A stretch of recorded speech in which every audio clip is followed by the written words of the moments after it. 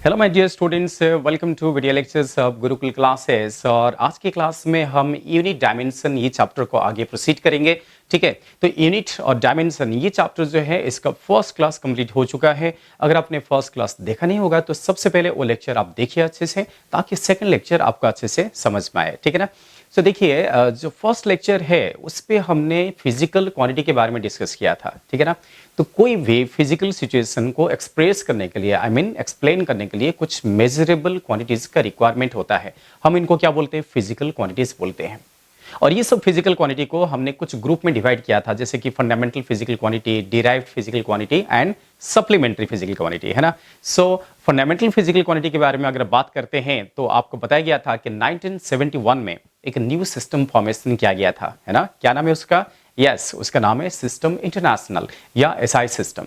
तो 1971 में SI system जो फॉर्मेशन किया गया, तो एसआई सिस्टम में टोटल 7 फंडामेंटल फिजिकल क्वांटिटी को डिफाइन किया गया। करेक्ट? नहीं तो पुरानी टाइम में, उससे पहले हम सिर्फ 3 क्वांटिटी को फंडामेंटल एक्सेप्ट किए थे। कौन सा? मास, लेंथ एंड टाइम। बट 1971 में जब एसआई सिस्टम डिफाइन हुआ, उसमें फंडामेंटल क्वांटिटी का नंबर्स को बढ़ा दिया गया। 3 से उसको 7 कर दिया गया। जैसे कि आपके सामने इसको रिप्रेजेंट किया हूं कि फंडामेंटल फिजिकल क्वांटिटीज हम किसको किसको बोलते हैं?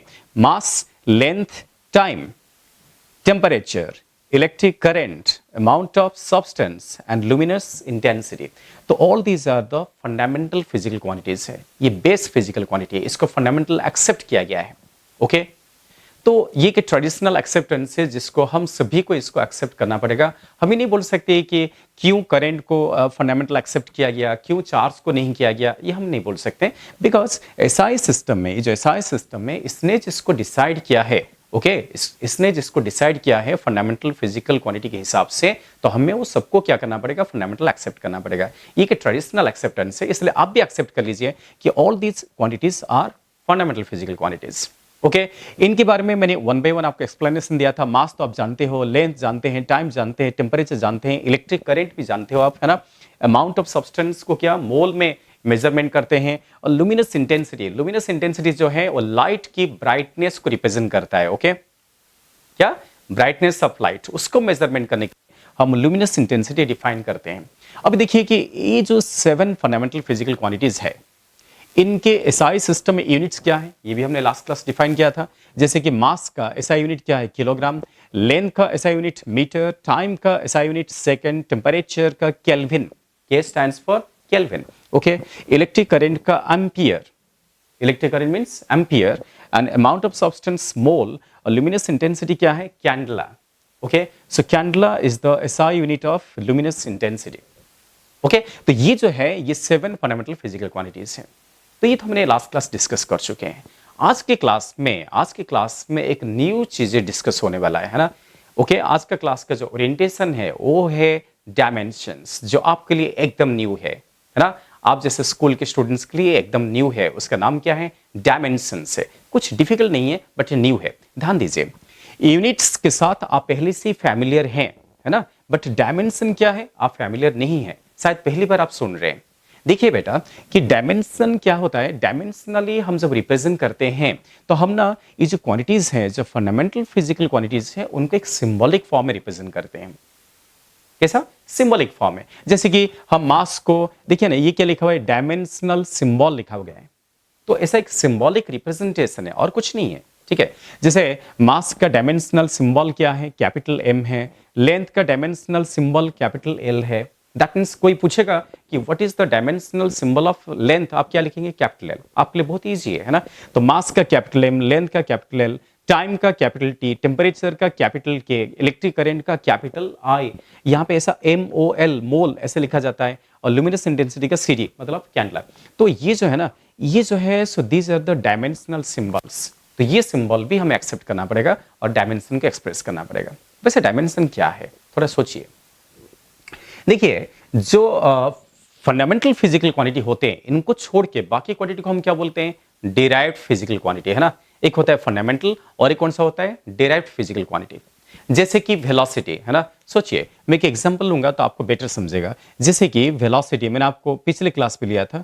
सो वेलोसिटी को हम v में डिनोट करते हैं और वेलोसिटी को कैसे डिफाइन करते हैं? हम एवरेज वेलोसिटी को डिफाइन करते हैं डिस्प्लेसमेंट, है ना, डिस्प्लेसमेंट बाय क्या? टाइम। सो इस तरीके से हम एवरेज वेलोसिटी को रिप्रेजेंट करते हैं डिस्प्लेसमेंट बाय टाइम, या आप इस मौलिक फॉर्म में लिख सकते हो डिस्प्लेसमेंट को एस और टाइम को टी में रिप्रेजेंट करते हैं। ये वेलोसिटी का डेफिनेशन है या उसका एक्सप्रेशन है। देखो बेटा, जब तक आपको एक्सप्रेशन नहीं पता होगा, डेफिनेशन पता नहीं है, एक्सप्रेशन पता नहीं है, तो आप यूनिट्स भी नहीं निकाल सकते हो और डायमेंशन भी नहीं निकाल सकते। दोनों में कंपैरिजन करते हैं। क्या होता है कि वेलोसिटी को अगर ऐसा एक्सप्रेस करते हैं तो डिस्प्लेसमेंट को डायमेंशनली आप कैसे एक्सप्रेस करेंगे? सपोज आपको पूछा गया कि टू डिटरमाइन डायमेंशंस, ऐसे पूछा गया टू डिटरमाइन डायमेंशनल, ओके, क्या? Dimensional formula, dimensional formula of किसका चाहिए? किसका चाहिए? वेलोसिटी का। आपको वेलोसिटी का डायमेंशनल फॉर्मूला चाहिए, ये आपको क्वेश्चन में पूछा जा रहा है। So dimensional formula of velocity is equal to, इसको ना कभी कभी ऐसे भी लिखते हैं, स्क्वायर ब्रैकेट जैसा दे देते हैं। तो ये क्या होता है? ये सिंबल लग गया, तो आपको क्या लिखना पड़ता है? डायमेंशन लिखना पड़ता है, यूनिट नहीं है। तो इसको ना हम ऐसे लिख सकते हैं, डिस्प्लेसमेंट, डिस्प्लेसमेंट जो है उसका डायमेंशनल सिंबल आप क्या लोगे? टेबल तो मैं बना चुका हूं, देखिए इनमें से कौन है जिसको आप डिस्प्लेसमेंट पे इंक्लूड करेंगे? कौन है? Yes, length. Displacement means length का डायमेंशन होगा, और लेंथ के लिए हम एल लिख रहे हैं ना, तो इसलिए हम क्या करेंगे? डिस्प्लेसमेंट का डायमेंशनल सिंबल को एल लिखेंगे, लेंथ लिखेंगे। और टाइम, नीचे टाइम में इसको क्या लिखेंगे? टी लिखेंगे, कैपिटल अल्फाबेट में लिखेंगे, capital L by capital T. ये इसका डायमेंशनल सिंबल है, जिसकी वजह से वेलोसिटी का डायमेंशन क्या हो जाएगा? This will be equals to L1, हम L की पावर 1 लिख सकते हैं और T की पावर -1 लिख सकते हैं। तो this is called as dimensional formula of velocity. ठीक है, तो नॉर्मली क्या हो रहा है, थोड़ा आप सोचिए कि डायमेंशन में हम क्या कर रहे हैं? डायमेंशनल एनालिसिस पे हम क्या कर रहे हैं? हम कोई भी डिराइव्ड फिजिकल क्वांटिटी को एक्सप्रेस कर रहे हैं। That means here we are expressing a derived physical quantity in terms of its related fundamental physical quantity. That means velocity क्या है? Velocity क्या है? Derived physical quantity. Okay? हम उसको length और time उसके टर्म में एक्सप्रेस कर रहे हैं। उसके रिलेटेड जो फंडामेंटल फिजिकल क्वांटिटी है उसके टर्म में एक्सप्रेस किया जा रहा है, उसको बोलते हैं डायमेंशनल एनालिसिस बोलते हैं। Okay, so in dimensional analysis we have to express or derive physical quantity in terms of its related fundamental physical quantity. हम इसको लिख सकते हैं, आप इसको लिख लेना चाहिए। That means मैं यहाँ पे लिख सकता हूँ in dimensional analysis we have to express a derived physical quantity. We have to express a derived physical quantity in terms of its related या associated, है ना, in terms its related चलेगा, related fundamental physical quantities,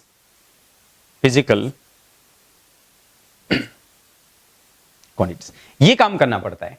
तो dimensional, ये क्या है? Dimensional analysis, in dimensional analysis क्या करना पड़ता है? We have to express a derived physical quantity in terms of its related fundamental physical quantity. जैसे कि वेलोसिटी जो है वो किसके साथ रिलेटेड था? वो डिस्प्लेसमेंट और टाइम के साथ रिलेटेड था, या लेंथ और टाइम के साथ रिलेटेड था, इसलिए हमने वेलोसिटी को इन टर्म्स ऑफ लेंथ और टाइम में एक्सप्रेस किया, उसको बोलते हैं डायमेंशनल एनालिसिस। समझ पा रहे हैं?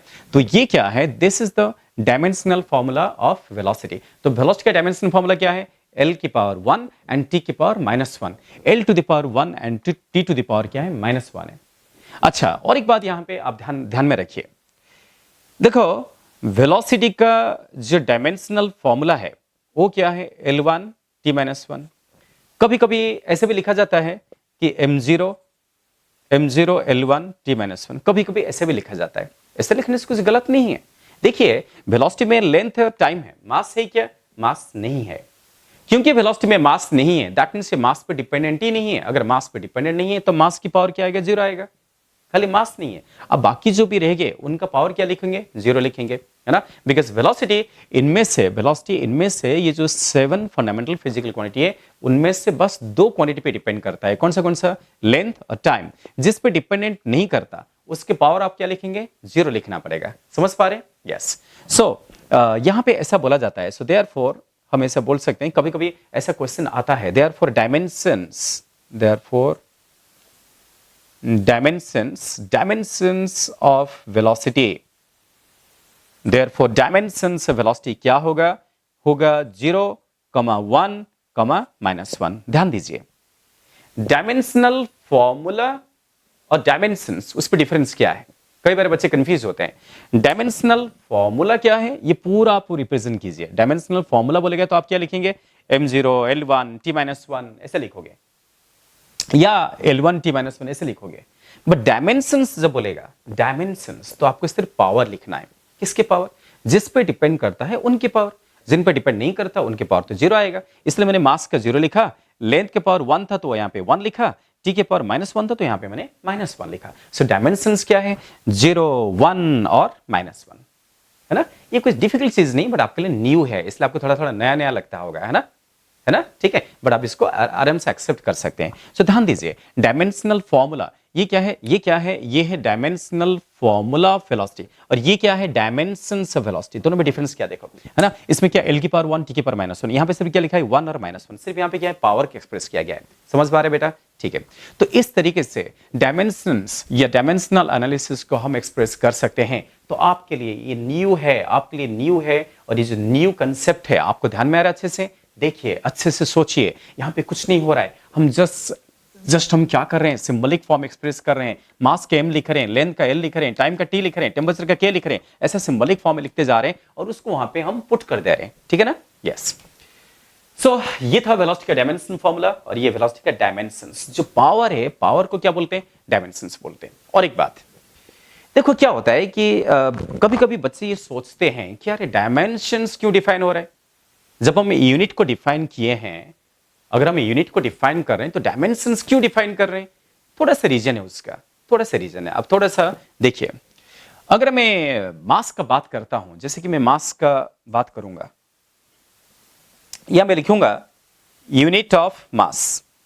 देखो, डायमेंशन के बारे में क्यों सोचा जा रहा है वो भी आपको सोचना चाहिए। अगर मैं बोलूंगा कि यूनिट ऑफ मास, तो आप क्या बोलोगे? खाली क्या किलोग्राम बोलोगे? किलोग्राम तो एसआई सिस्टम में है, और भी तो यूनिट्स है, आप लोग जानते हैं ना। आप जानते हो यूनिट ऑफ मास क्या है, किलोग्राम है, कोई बोलेगा ग्राम, कोई बोलेगा मिलीग्राम, है ना, ऐसा ना, कई सारे यूनिट्स आएंगे। जब मैं मास का बात कर रहा हूं, मास के यूनिट का बात कर रहा हूं, तो कोई स्पेसिफिक यूनिट्स नहीं आ रहे, कई सारे यूनिट्स आ रहे हैं, है ना। किलोग्राम, ग्राम, मिलीग्राम, डेकाग्राम, कितने भी हो सकता है। ऐसा ही मैं यूनिट ऑफ लेंथ बोलूंगा, है ना, लेंथ बोलूंगा तो क्या होगा, किलोमीटर, मीटर, सेंटीमीटर, मिलीमीटर, है ना। तो किलोमीटर, सेंटीमीटर, मिलीमीटर, कई सारे यूनिट्स आएंगे जब हम लेंथ का यूनिट का बात करेंगे, है ना। ठीक है, सो दैट मींस क्या हो रहा है कि कोई भी फिजिकल क्वांटिटी के लिए कोई यूनिकली हम यूनिट डिफाइनिंग कर रहे हैं। कोई भी फिजिकल क्वांटिटी का एक यूनिट होगा, ऐसा हम नहीं बोल सकते। जैसे कि आपने मास का कई सारे यूनिट देखा, लेंथ का भी कई सारे यूनिट्स देखा ना, है ना। तो क्या होता है कि डायमेंशन में हम क्या कर रहे हैं, चीजों को यूनिकली एक्सप्रेस कर रहे हैं, है ना। जब आप यूनिट का बात करते हो, जब आप लेंथ का यूनिट का बात करते हो, तो किलोमीटर, मीटर, सेंटीमीटर, मिलीमीटर, कितने सारे यूनिट्स आ रहे हैं। जब लेंथ का डायमेंशन का बात कर रहे हैं, तो हम सिर्फ क्या कर रहे हैं, एल लिख रहे हैं। लेंथ को डायमेंशनल फॉर्म में क्या लिख रहे हैं, सिर्फ एल लिख रहे हैं, और कुछ अल्टरनेट नहीं है, है ना। तो इसलिए एक इसका एक यूनिक रिप्रेजेंटेशन है। डायमेंशन का मतलब क्या है कि जो फंडामेंटल फिजिकल क्वांटिटी है उनके यूनिकली उनको रिप्रेजेंट किया गया। जैसे लेंथ को एल में रिप्रेजेंट किया गया, मास को एम में रिप्रेजेंट किया गया, ठीक है ना, समझ पा रहे हो। बट यूनिट में क्या क्या होता है कि कई सारे यूनिट्स होते हैं। उस सेंस में अगर आप समझते हैं तो हमें डायमेंशनल मेथड को समझ में ले लेना चाहिए, ठीक है, ओके, चलेगा। तो अगर आपको ये समझ में आ रहा है तो अभी हम क्या करेंगे, कई सारे फिजिकल क्वांटिटी का हम डायमेंशनल फॉर्मूला निकाल सकते हैं। अभी मैंने एक बहुत ही इजी फिजिकल क्वांटिटी लिया, आपके हिसाब से, आपके स्कूल के हिसाब से मैंने एक बहुत ही इजी फिजिकल क्वांटिटी लिया, उसका नाम क्या था, वेलोसिटी था। ऐसा आप सबका निकाल सकते हैं। बट आपको ना कोई भी फिजिकल क्वांटिटी का डायमेंशनल फॉर्मूला एक्सप्रेस करने के लिए आपको उसका बैकग्राउंड, उसका डेफिनेशन, उसका एक्सप्रेशन मालूम होना चाहिए। आपको वेलोसिटी मालूम था, वेलोसिटी क्या होता है, डिस्प्लेसमेंट बाय टाइम, तभी तो आप समझ में आ गया, है ना। अगर आपको वेलोसिटी का फॉर्मूला पता नहीं होता तो आप डायमेंशन नहीं निकाल सकते। है ना। तो ऐसे कई सारे फिजिकल क्वांटिटी है जिनका फॉर्मूला, जिनका डेफिनेशन आपको पता नहीं है ना, तो उसको पहले पता करना पड़ेगा। आप जिसका डायमेंशनल फॉर्मूला लिखना चाहते हैं, एक्सप्रेस करना चाहते हैं, उसके बारे में पता कीजिए। वो फिजिकल क्वांटिटी क्या है, उसको कैसे डिफाइन करते हैं, उसके एक्सप्रेशन क्या है, तो आप डायमेंशन आराम से निकाल सकते हैं। ओके, कुछ क्वांटिटी हम और भी लेना चाहेंगे जिसके बारे में आपको पता है, ठीक है। सो लाइक वेलोसिटी का हो गया, चलिए आप इसको अच्छे से नोट कर लेना, ठीक है, इसको अच्छे से नोट कर लीजिए। वीडियो को पॉज करके आप नोट कर सकते हैं। वंस वेलोसिटी आ गया, अब हम चलते हैं एक्सेलरेशन को। ओके ओके बेटा, तो बताइए कि एक्सेलरेशन का डायमेंशन क्या आएगा, एक्सेलरेशन का डायमेंशन फॉर्मूला क्या आएगा। अगर मैं यहाँ पे एक्सेलरेशन लिखना चालू कर दिया, what is dimensional formula of acceleration, उसका डायमेंशन फॉर्मूला आप कैसे लिखेंगे। मैंने बताया ना, आपको उसका डेफिनेशन पता होना चाहिए। व्हाट इज एक्सेलरेशन, एक्सेलरेशन क्या है। एक्सेलरेशन है rate of change of velocity, पढ़े हो ना। एक्सेलरेशन क्या है, this is the rate of क्या, रेट ऑफ चेंज ऑफ क्या, velocity. Rate of change of velocity को हम क्या बोलते हैं, एक्सेलरेशन बोलते हैं, है ना। सो अगर आपको ऐसे बोलते हैं तो एक्सेलरेशन का फॉर्मूला क्या होना चाहिए, अभी आप फॉर्मूला बता सकते हैं। यस, जैसे कि आपने वेलोसिटी का फॉर्मूला क्या लिखा था, वेलोसिटी का लिखा था डिस्प्लेसमेंट बाय टाइम। क्यों ना, वेलोसिटी क्या था, rate of change of displacement, है ना। वेलोसिटी क्या है, rate of change of displacement. तो सिमिलरली एक्सेलरेशन जो है rate of change of velocity, that means acceleration का फॉर्मूला क्या आएगा, इसका फॉर्मूला आएगा चेंज इन वेलोसिटी। हम ऐसा लिख सकते हैं, change in velocity by time taken, by time, ऐसा आप लिख सकते हो, है ना। फॉर यूनिट टाइम कितना वेलोसिटी चेंज हुआ, तो ये एक्सेलरेशन का डेफिनेशन है। ये फॉर्मूला आपको अगर पता है तो आप अभी आराम से डायमेंशन निकाल सकते हैं, बिकॉज़ आप वेलोसिटी का डायमेंशन निकाल चुके हो, है ना। तो एक्सेलरेशन का डायमेंशन फॉर्मूला क्या आएगा, एक्सेलरेशन का डायमेंशन फॉर्मूला आएगा, ऊपर क्या है, वेलोसिटी है ना। देखो बेटा, वेलोसिटी हो या चेंज इन वेलोसिटी हो, जो भी हो, पर वो वेलोसिटी होगा ना, है, समझ पा रहे। जैसे कि मैं लिखूंगा 5 मीटर पर सेकेंड, ये क्या है, वेलोसिटी है, -2 मीटर पर सेकेंड, समझा। तो क्या मिलेगा आपको, आपको मिलेगा 3 मीटर पर सेकेंड। तो जब हम चेंज लेते हैं, जब डिफरेंस लेते हैं, तो क्या मिलता है, वही वेलोसिटी ही मिलता है, समझ पा रहे हो ना। इसलिए जो वेलोसिटी का यूनिट होगा, जो वेलोसिटी का यूनिट होगा वही चेंज इन वेलोसिटी का यूनिट होगा। चेंज का मतलब क्या है, डिफरेंस, फाइनल माइनस क्या, इनिशियल।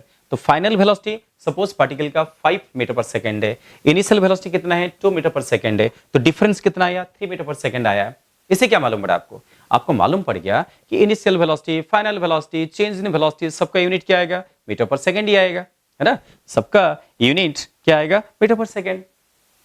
तो वैसे ही है, डायमेंशन में भी वैसे ही है, जो वेलोसिटी का डायमेंशन होगा, जो वेलोसिटी का डायमेंशन होगा वही होगा चेंज इन वेलोसिटी का डायमेंशन, समझ पा रहे ना। यस, तो इसलिए मैं क्या करूंगा, चेंज इन वेलोसिटी का डायमेंशन क्या लिखूंगा, दैट मींस यहां पे लिखना पड़ेगा L1 वेलोसिटी का डायमेंशन। अभी भी हमने फाइंड आउट किया था, क्या फाइंड आउट किया था, L1 इंटू क्या, t की पावर -1।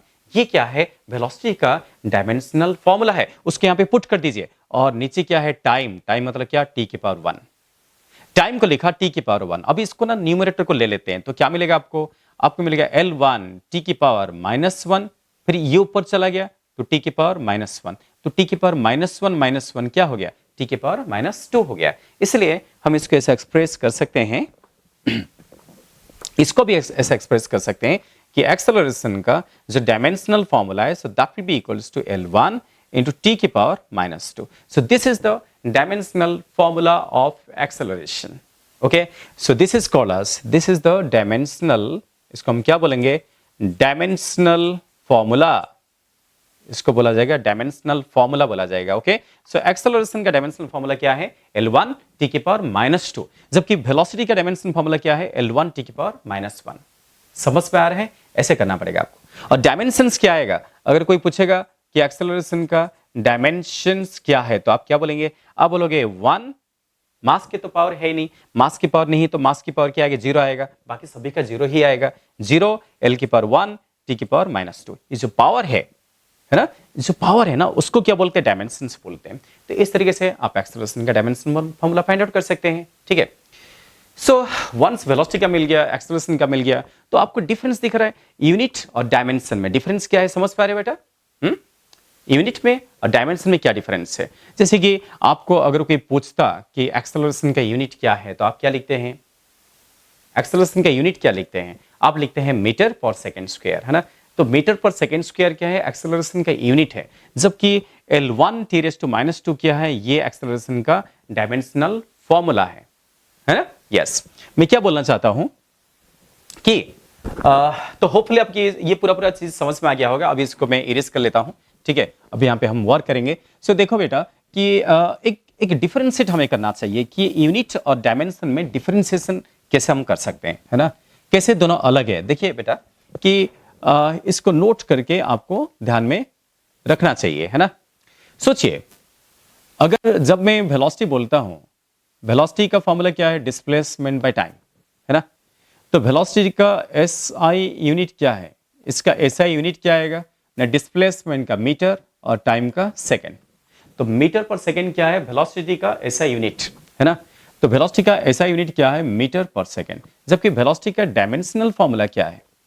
इसका डायमेंशनल फॉर्मूला क्या है? अभी तो आपको बताया गया, है ना? Formula is equal to, dimension जब लिखते हैं तो डिस्प्लेसमेंट को हमको क्या लिखना पड़ता है? L⁻⁻₁। ये लेंथ हो जाता है, ये टाइम हो जाता है। तो हमने क्या लिखा था अभी इसको लिखा था L1 और t⁻⁻⁻1। ये ऊपर जाके पावर क्या हो गया? -1 हो गया। तो सामने आपके सामने ही लिखा है, देखिए। यूनिट और डायमेंशन में डिफरेंस क्या है? समझ पा रहे हैं ना? डायमेंशन में आपको जस्ट एक सिंबॉलिक फॉर्म में लिखना पड़ता है और कुछ नहीं है। लेंथ को ए लिखना पड़ता है, टाइम को टी लिखना पड़ता है, बस वैसे ही है। मास को एम लिखना पड़ता है। समझ रहे हैं? यस। तो इस तरीके से आपको ध्यान देना चाहिए। या एक्सेलरेशन, या हम क्या लिखेंगे? एक्सेलरेशन। एक्सेलरेशन को आप कैसे डिफाइन कर रहे हो? जैसे वो वेलोसिटी था, वैसे एक्सेलरेशन को हम क्या लिखेंगे? एक्सेलरेशन का सिंबल क्या है? ए है ना?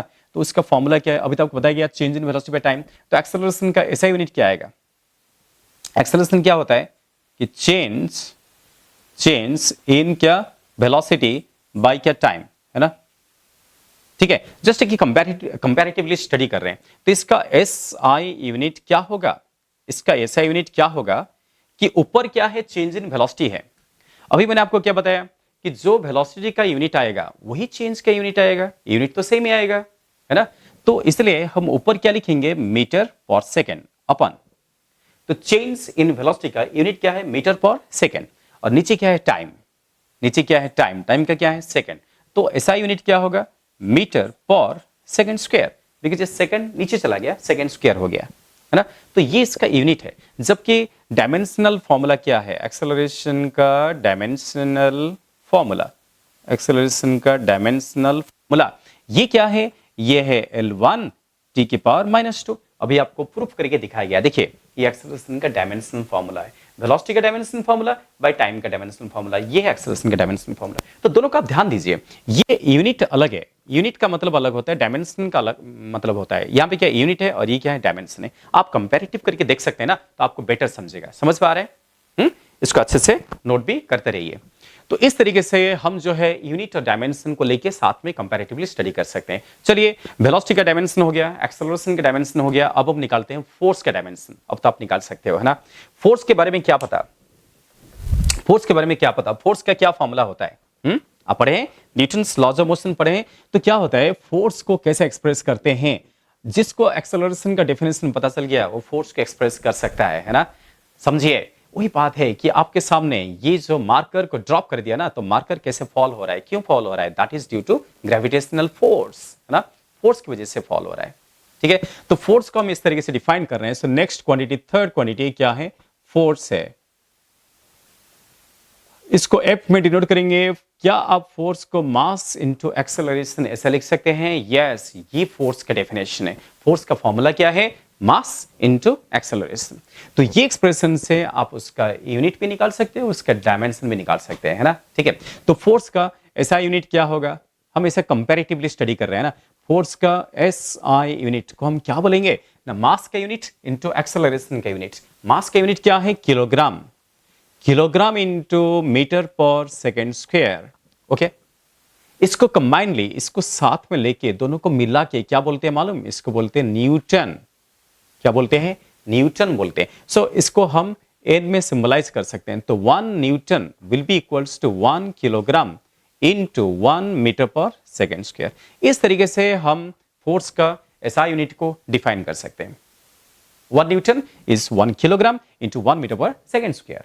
पर अगर आपको डायमेंशनल फॉर्मूला चाहिए, अब आपको क्या चाहिए, डायमेंशन चाहिए, डायमेंशनल फॉर्मूला चाहिए, किसका चाहिए, फोर्स का चाहिए, है ना। तो आप क्या करोगे, अगर आपको डायमेंशनल फॉर्मूला चाहिए, फोर्स का डायमेंशनल फॉर्मूला, ये सिंबल अगर लग गया ना, ये सिंबल लगाने से क्या होता है, आप समझ लेना कि आपको उसका डायमेंशनल फॉर्मूला पूछा गया है। ये जो स्क्वायर ब्रैकेट दे रहा हूं, ठीक है ना। तो फोर्स का डायमेंशनल फॉर्मूला क्या होगा ना, मास, है ना, मास का डायमेंशनल फॉर्मूला इनटू एक्सेलरेशन का डायमेंशनल फॉर्मूला, ठीक है ना। तो मास का डायमेंशनल फॉर्मूला क्या लिखते हैं, कैपिटल एम, इसके पावर क्या 1 है, और एक्सेलरेशन का आप डिटरमाइन कर चुके हैं, सामने तो लिखा है। एक्सेलरेशन का क्या है, L1 t-2, तो m1 into L1 into t की power -2, so this is m1 L1 t-2। देखिए यहां पे देखिए m1 L1 t-2 mass into acceleration, acceleration का क्या है L1 t-2, तो this is the dimensional formula of क्या, फोर्स। ये फोर्स का डायमेंशनल फॉर्मूला है। तो ये फोर्स का ऐसा यूनिट है न्यूटन, है ना। 1 newton is 1 kilogram into 1 metre per second square. ये क्या है, फोर्स का डायमेंशनल फॉर्मूला है। यहां पे मास, लेंथ, टाइम ऐसा सिंबलिक फॉर्म एक्सप्रेस किया जा रहा है। समझ में आया बेटा, ठीक है। सो वेलोसिटी समझ में आ गया, एक्सेलरेशन समझ में आ गया, वेलोसिटी आ गया, एक्सेलरेशन आ गया, फोर्स आ गया, अब सभी का डायमेंशनल फॉर्मूला एक्सप्रेस कर पा रहे हैं। देखिए धीरे धीरे आप ये फैमिलियर होते जा रहे हैं कि डायमेंशन क्या है। अब तो आपको समझ में आने लगा है कि बस मास, लेंथ, टाइम, इनको सिंबलिक फॉर्म में लिखा जा रहा है ना। तो नेक्स्ट एक फिजिकल क्वांटिटी लेते हैं। सो अगला जो है fourth physical quantity, for example next हम लेते हैं वर्क। वर्क, मोमेंटम, कुछ भी आप ले सकते हैं ना। वंस फोर्स आ गया, सो नेक्स्ट सपोज हम लेते हैं वर्क। आपको वर्क के बारे में डिस्कस करना है, ठीक है। वर्क डन का फॉर्मूला क्या है, क्या आपको मालूम है कि वर्क हम क्या लिख सकते हैं, फोर्स इनटू क्या, डिस्प्लेसमेंट, है ना। वैसे भी मैं आपको प्रीवियसली डॉट प्रोडक्ट बताया था, क्या बताया था, डॉट प्रोडक्ट, वेक्टर में डॉट प्रोडक्ट, क्रॉस प्रोडक्ट बताया था ना। तो वर्क जो है ना वो डॉट प्रोडक्ट से एक्सप्रेस होता है। आप इसको एक्जेक्टली ऐसे लिख सकते हैं, force vector dot product with क्या, displacement vector. That means force और डिस्प्लेसमेंट का कुछ तो प्रोडक्ट हो रहा है, उससे क्या मिल रहा है, वर्क मिल रहा है। तो अभी आप इसका एसआई यूनिट निकाल सकते हैं। तो क्या बता सकते हो, वर्क का एसआई यूनिट को हम कैसे डिफाइन करेंगे, फोर्स का एसआई यूनिट इनटू डिस्प्लेसमेंट का एसआई यूनिट। फोर्स का क्या है, न्यूटन, तो आपको क्या लिखना पड़ेगा, न्यूटन, न्यूटन इनटू मीटर, और इसको कंबाइंडली क्या बोला जाता है, जूल। इसको हम क्या बोलते हैं, जूल बोलते हैं। जूल एक साइंटिस्ट का नाम है, न्यूटन भी एक साइंटिस्ट का नाम है ना। तो जूल को हम सिंबॉलिक फॉर्म में कैपिटल जे में रिप्रेजेंट करेंगे। सो जूल जो है, 1 जूल को आप कैसे एक्सप्रेस करोगे, 1 joule is equal to 1 newton into 1 metre, हम ऐसा डिफाइन कर सकते हैं। तो ये इसका एसआई यूनिट है, किसका, वर्क का एसआई यूनिट है। अब आपको अगर वर्क का डायमेंशनल फॉर्मूला चाहिए, आप निकाल सकते हो, यस आप निकाल सकते हैं, डेफिनेटली आप निकाल सकते हैं। सो वो डायमेंशनल फॉर्मूला अगर आप ढूंढना चाहते हैं, सो डायमेंशनल फॉर्मूला किसका, वर्क का। तो वर्क का डायमेंशनल फॉर्मूला क्या होगा, इसलिए W लिखकर ऐसा स्क्वायर ब्रैकेट दे देना, इससे डायमेंशनल फॉर्मूला का सिंबलाइज आ गया। तो ये इसका सिंबॉलिक रिप्रेजेंटेशन है। सो फोर्स का डायमेंशनल फॉर्मूला इनटू डिस्प्लेसमेंट का डायमेंशनल फॉर्मूला। फोर्स का तो अभी अभी हमने फाइंड आउट किया था, है ना। तो फोर्स का क्या है, m1 L1 t-2, इसको पुट कर देंगे, है ना। सो यहाँ पे क्या लिखना पड़ेगा, m1 L1 t-2, ये क्या है, ये है फोर्स का डायमेंशनल फॉर्मूला, ठीक है। और डिस्प्लेसमेंट, डिस्प्लेसमेंट का मतलब क्या होता है, ये तो लेंथ होता है, यस लेंथ को मल्टीप्लाई कर देते हैं। सो फाइनली आपको क्या मिलने वाला है, यहां से आपको मिलेगा m1 L2 एंड t-2। देखो बेटा, m1 L2 t-2 ये क्या है, सो this is the dimensional formula of क्या, वर्क, समझे, yes. So this is the dimensional formula of the work done, m1 L2 t-2। और ध्यान दीजिए, आपने पढ़ा होगा कि work is equivalent to energy. कभी भी एनर्जी का डायमेंशन पूछेगा तो वर्क का ही डायमेंशन लेना, जो एनर्जी का यूनिट है वही वर्क का यूनिट होता है, ठीक है। तो इसलिए और एक हम यहाँ पे नोट करके लिख सकते हैं। सो आपके सामने फोर्स का है यूनिट है, डायमेंशन है, वर्क का यूनिट है, डायमेंशन है, सब कुछ समझ में आ रहा है ना। तो चलिए, तो नेक्स्ट जो है यहाँ पे एनर्जी का बात करते हैं, है ना। सो हमेशा आप ये ध्यान में रखिए, हमेशा ये ध्यान में रखिए कि work is equivalent, work is equivalent to क्या, एनर्जी। क्योंकि वर्क एनर्जी का इक्विवेलेंट है, इसलिए वर्क का डायमेंशनल फॉर्मूला और एनर्जी का डायमेंशनल फॉर्मूला क्या आएगा, सेम आएगा, है ना। सो देयरफॉर अगर आपको एनर्जी का पूछा गया है ना, एनर्जी का क्या dimensional formula, so this will be equals to work का डायमेंशनल फॉर्मूला जो कि अभी भी आपको मिला है ना। तो क्या मिला है, m1 L2 एंड T-2 दोनों का क्या आएगा, सेम आएगा। वर्क और एनर्जी दोनों का डायमेंशनल फॉर्मूला क्या आएगा, सेम आएगा। ठीक है, सो ओके, समझ में आ गया। चलिए अभी हम और एक फिजिकल क्वांटिटी भी ले सकते हैं, ठीक है ना। जैसे कि फॉर एग्जांपल सिक्स्थ क्वांटिटी एक ले लेते हैं, लाइक मोमेंटम, है ना। तो मोमेंटम पता है क्या, व्हाट इज मोमेंटम। मोमेंटम को हम किस में डिनोट करते हैं, पी में डिनोट करते हैं। तो क्या आपको मोमेंटम का फॉर्मूला पता है। मोमेंटम क्या है, it is a combined effect of mass and velocity, है ना। सो मोमेंटम का एक फॉर्मूला है, जैसे कि मैं आपको फोर्स का फॉर्मूला क्या बताया, मास इंटू एक्सेलरेशन। वर्क का फॉर्मूला क्या है, force into displacement. Similarly momentum का फॉर्मूला है मास इंटू वेलोसिटी। मास को वेलोसिटी से मल्टीप्लाई करेंगे तो क्या आएगा, मोमेंटम, और मास को एक्सेलरेशन से मल्टीप्लाई करेंगे तो क्या आएगा, फोर्स आएगा, है ना। तो अगर आपको मोमेंटम का डायमेंशनल फॉर्मूला चाहिए तो भी आप आराम से निकाल सकते हैं। सपोज आपको इसका ऐसा यूनिट चाहिए, ऐसा यूनिट चाहिए किसका, मोमेंटम का। तो क्या होना चाहिए, मास का क्या होगा, किलोग्राम, इनटू वेलोसिटी क्या होगा, मीटर पर second. So this is the ऐसा यूनिट ऑफ मोमेंटम। ओके, और अगर आपको डायमेंशनल फॉर्मूला चाहिए, डायमेंशनल फॉर्मूला, तो ये भी आप डिटरमाइन कर सकते हो, है ना। सो कैसे हम डायमेंशनल फॉर्मूला निकालेंगे, हाँ। सो जस्ट आपको मालूम है कि P के dimensional formula will be equals to mass का डायमेंशनल फॉर्मूला इनटू वेलोसिटी। तो मास का डायमेंशनल फॉर्मूला इनटू वेलोसिटी का डायमेंशनल फॉर्मूला। तो मास का आप क्या लिख सकते हो, m की पावर 1। मास को कैसे सिंबलाइज किया था, m में सिंबलाइज किया था, m की पावर 1। और वेलोसिटी का क्या है, l की पावर 1 एंड t की power -1। So m1 l1 t-1, this is the dimensional formula of momentum. समझा, यस। तो इस तरीके से ना कितने भी क्वांटिटीज आ सकते हैं, आप किसी का भी पूछा जा सकता है। देखो बेटा, जिसका डायमेंशनल फॉर्मूला पूछ रहा है या जिसका यूनिट पूछ रहा है, उसको लेके आपको जरूर कुछ ना कुछ एक्सप्रेशन मालूम होना चाहिए। जब तक आपको कोई एक्सप्रेशन ही नहीं पता तो आप कैसे डिटरमाइन करेंगे, आपको डिटरमाइन करना डिफिकल्ट होगा। इसलिए देखिए, फिजिक्स का ना बहुत सारे पार्ट है। मैकेनिक्स एक पार्ट है, इलेक्ट्रिसिटी मैग्नेटिज्म एक पार्ट है, ऑप्टिक्स एक पार्ट है, मॉडर्न फिजिक्स एक पार्ट है, हीट एंड थर्मोडायनेमिक्स एक पार्ट है, वेव्स है। बहुत सारे चैप्टर्स है फिजिक्स में, बहुत सारे पोर्शन है, और सभी जगह में आपको बहुत सारे फिजिकल क्वांटिटी को डिफाइन करना पड़ता है। तो हर फिजिकल क्वांटिटी के बारे में अगर आपको पता है तो जाके आप उसका यूनिट और डायमेंशन निकाल सकते हैं। ओके, इसलिए अननेसेसरीली कंफ्यूज मत होना, अननेसेसरीली दुखी मत होना। अगर आपको पता है, उसका फॉर्मूला पता है तो डायमेंशन निकाल सकते हैं, नहीं पता तो नहीं निकाल सकते हैं, है ना। तो इसलिए बेटर होगा कि आपको कोशिश करते रहना चाहिए कि न्यू फिजिकल क्वांटिटी के बारे में पता करने के लिए सबसे अच्छा ये रहेगा आपके लिए, है ना। परेशान मत होना। सपोज एक न्यू फिजिकल क्वांटिटी का आपने नाम सुन लिया, है ना, या कहीं पे क्वेश्चन फॉर्म में आपने देखा कि क्वेश्चन पूछा है कि what is dimensional formula of, कुछ तो दे दिया। तो अगर आपको पता नहीं है तो आप क्या कीजिए, उसके बारे में पता कीजिए, है ना। उसके बारे में इंफॉर्मेशन पता कीजिए, दूसरे को पूछिए, फ्रेंड्स को पूछिए, टीचर को पूछिए, उसको पता कीजिए। अगर पता चल गया फिर आप भी उसका डायमेंशन फॉर्मूला निकाल सकते हैं या उसका यूनिट ढूंढ सकते हैं। ठीक है, चलेगा, कोई बात नहीं। सो अगर आप ये सारी चीजें मालूम हो गया है, सो फाइनली हम एक छोटा सा क्वेश्चन लेंगे। जैसे कि हम और एक चीज ले सकते हैं, कभी कभी ना स्कूल में ऐसा पूछता है कि what is unit of gravitational constant, या what is unit of, what is dimension of gravitational constant, है ना। तो थोड़ा सा ग्रेविटेशन भी जाके काम करते हैं, है ना। सोचिए, अगर मैं ग्रेविटेशनल कांस्टेंट की बात करूं, है ना, यहीं पे लिखता हूं, इसको जहां पे इरेज कर रहा हूं तो यहां पे फोकस कीजिए। ठीक है, सो नेक्स्ट जो है, नेक्स्ट क्वांटिटी क्या है, नेक्स्ट हम ले रहे हैं gravitational constant. This is called as gravitational constant. Okay, इसके एक सिंबल है। ग्रेविटेशनल कांस्टेंट को कौन सा सिंबल में रिप्रेजेंट करते हैं, कौन सा symbol, G, yes, capital G में रिप्रेजेंट करते हैं। Okay, this is called as gravitational constant. आपको इसके बारे में पूछा जा रहा है, तो आपको ग्रेविटेशनल कांस्टेंट को लेके कोई एक्सप्रेशन तो पता होना चाहिए। क्या आपको कुछ एक्सप्रेशन पता है? याद करो, न्यूटन का वो स्टोरी याद कीजिए, न्यूटन का वो सच्ची स्टोरी याद कीजिए, ट्रू स्टोरी याद कीजिए, कहानी याद कीजिए। न्यूटन जो है एप्पल पेड़ के नीचे बैठे थे और सामने क्या हुआ, सामने एप्पल गिर गया और उसको देख के उन्होंने ग्रेविटी को डिस्कवर किया, है ना। और तब उन्होंने एक लॉस दिया था, वो लॉ का नाम क्या था, न्यूटन्स लॉ ऑफ ग्रेविटेशन। तो न्यूटन्स लॉ ऑफ ग्रेविटेशन क्या था बेटा, आपको पता होगा कि अगर ये एक मास है, ये एक पॉइंट मास है, ये एक पॉइंट मास है, सो this is a point mass, और कुछ डिस्टेंस में और एक पॉइंट मास है, जैसे कि मास m1 और ये मास क्या है, m2 है, और उनके बीच का सेपरेशन क्या है, स्मॉल r है।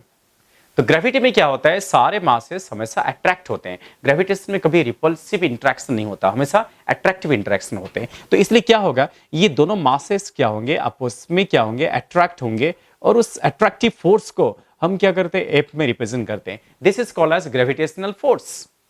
तो ये जो ग्रेविटेशनल फोर्स है, न्यूटन ने उसको लेके लॉ दिया। क्या लॉ दिया, ये फोर्स के एक्सप्रेशन क्या बताया, ये जो फोर्स के एक्सप्रेशन बताया, तो ये है F is equal to G m1 m2 by R square.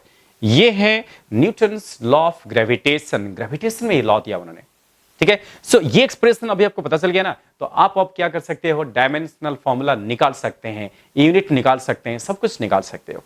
कैसे, क्योंकि यहां से देखो ना, यहां से आपको पता है कि g को आप कैसे एक्सप्रेस कर सकते हो, g will be equals to what, F R square by क्या, m1 m2।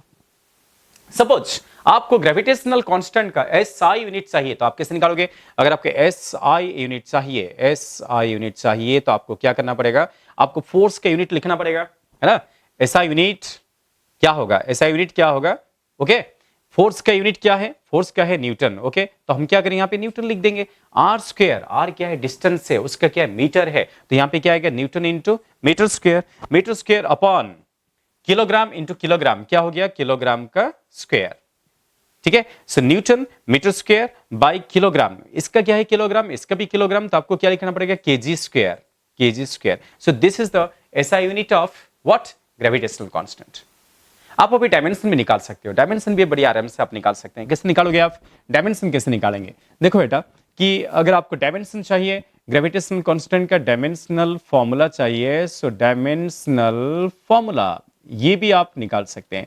कैसे निकालेंगे, जी का, ग्रेविटेशनल कांस्टेंट का आपको डायमेंशनल फॉर्मूला चाहिए, तो सबके डायमेंशन पुट कर देंगे, है ना। तो यहां पे क्या होगा, फोर्स का डायमेंशन, फोर्स का डायमेंशनल फॉर्मूला आर स्क्वायर, उसका डायमेंशनल फॉर्मूला बाय दोनों मास है, m1 का डायमेंशनल फॉर्मूला और m2 का डायमेंशनल, ऐसा मैं लिख रहा हूं, देखो m2 का डायमेंशनल फॉर्मूला, सबका डायमेंशनल फॉर्मूला लिखना पड़ेगा। तो यहां पे फोर्स का ऑलरेडी हम ढूंढ चुके हैं, फोर्स का डायमेंशनल फॉर्मूला क्या है, फोर्स का है क्या, m1, फोर्स क्या था, मास इनटू एक्सेलरेशन, है ना। तो m1 l1 t-2, ये तो आज हमने ढूंढा। यहां पे आर स्क्वायर है, आर का मतलब क्या होता है, डिस्टेंस होता है, डिस्टेंस का मतलब क्या होता है, लेंथ होता है। तो आर के लिए अप्रोप्रिएट सिंबल कौन सा आएगा, लेंथ आएगा। इसलिए हम क्या कर सकते हैं, आर स्क्वायर की जगह हम क्या लिख सकते हैं, एल का स्क्वायर, ठीक है, whole divided by mass. m1 हो या m2 हो, बट सिंबल तो एम ही होता है। डायमेंशन में हमेशा सिंबॉलिक फॉर्म में रिप्रेजेंट करते हैं, m1 m2 m3 कुछ भी हो, बट डायमेंशनल सिंबल क्या आएगा, कैपिटल एम ही आएगा। तो m1 के लिए भी कैपिटल एम लिखना पड़ेगा, m2 के लिए भी क्या लिखना पड़ेगा, कैपिटल एम लिखना पड़ेगा। सो देखो क्या होगा, तो this will be equals to m1 l1 t-2। अच्छा, L1 और L2 मल्टीप्लाई हो गया ना, तो कितना हो जाएगा, L3 हो जाएगा, ओके। L की पावर 1 प्लस 2 कितना, 3 हो गया। नीचे क्या है, नीचे m का स्क्वायर है, तो फाइनल आपको क्या मिला, m का स्क्वायर को ऊपर ले लीजिए, पावर -2 हो जाएगा, तो -2 और ये +1 क्या हो गया, m की पावर -1, l की पावर 3 एंड t की power -2। So this is the dimensional formula of gravitational constant. ये है dimensional formula of gravitational constant, चलेगा। सो यूनिट कैसे निकाला जा रहा है, देखिए यूनिट कैसे निकाल रहे हैं और डायमेंशन कैसे निकाल रहे हैं, दोनों आपके साथ साथ है, आपके सामने है, ठीक है ना, यस। तो चलेगा, कोई बात नहीं। सो दैट मीन्स आपको धीरे धीरे यूनिट और डायमेंशन में डिफरेंस भी मालूम पड़ गया, यूनिट कैसे एक्सप्रेस करते हैं, डायमेंशन को कैसे एक्सप्रेस करते हैं, ये भी आपको पता चल गया। एक छोटा सा चैप्टर था, उसका नाम क्या था, यूनिट एंड डायमेंशन, ठीक है ना। तो ये अभी मोर और लेस कंप्लीट हो गया है। इस पे जो भी डाउट्स है, जो भी डिफिकल्टीज है, तो आप बेफिक्र होकर मेरे पास भेज दीजिए, है ना। आपको जो नंबर आ रहा है, जो व्हाट्सअप नंबर आ रहा है, आपके जो डाउट्स है, डिफिकल्टीज है, उसमें लिखकर मुझे फोटो खींच के भेजिए या फोन करके पूछिए, ठीक है। सो अभी तक हमने जो है ये चैप्टर को कंप्लीट कर दिए हैं। सो अभी जो है नेक्स्ट क्लास में जो है, आज की क्लास में इतना ही है। वैसे तो मैं आपको बताया कि क्वांटिटीज तो बहुत सारे, फिजिकल क्वांटिटी बहुत सारे है ना, करता रहूंगा खत्म ही नहीं होगा, है ना। और वैसे भी आपको बहुत सारे फिजिकल क्वांटिटी जो है ना, उसके बारे में पता नहीं है, आपको उसका एक्सप्रेशन नहीं पता है। सो जैसे जैसे आपको कुछ डाउट आता है, डिफिकल्टीज आता है, आप मुझे एक्सप्रेस कीजिए, तो मैं आपको समझा दूंगा, है ना। तो बहुत सारी फिजिकल क्वांटिटी है, उसका डायमेंशन हम निकाल सकते हैं। चलिए कोई बात नहीं, तो आज की क्लास में हम इतना ही कंप्लीट करते हैं। सो अभी नेक्स्ट क्लास में आपका रियल फिजिक्स स्टार्ट हो जाएगा। सो अगले क्लास में हम स्टार्ट करेंगे मोशन, जो सबसे इंपॉर्टेंट चैप्टर फिजिक्स का है, जो सबसे बेस है, फंडामेंटल चैप्टर है, वो कौन सा है, मोशन है तो मोशन से अभी हम क्या करेंगे, स्टार्ट करेंगे। सो तब तक के लिए आप वेट कीजिए, ये लेक्चर का मजा लीजिए, आप लिखिए, नोट कीजिए और डाउट शेयरिंग कीजिए, चलेगा। ओके, देखिए बेटा कि आप कैसे फाउंडेशन कोर्स कर रहे हो ना, तो इसलिए ये पूरा स्कूलिंग जैसे नहीं चलेगा, थोड़ा हम हटके बहुत सारे काम करेंगे, कुछ अच्छे लेवल पे काम करेंगे। स्कूल के तो सारे चैप्टर्स होने वाला है, पेशेंस रखो, आप देखना स्कूल के सारे चैप्टर्स कंप्लीट होंगे, कुछ भी नहीं बचेगा।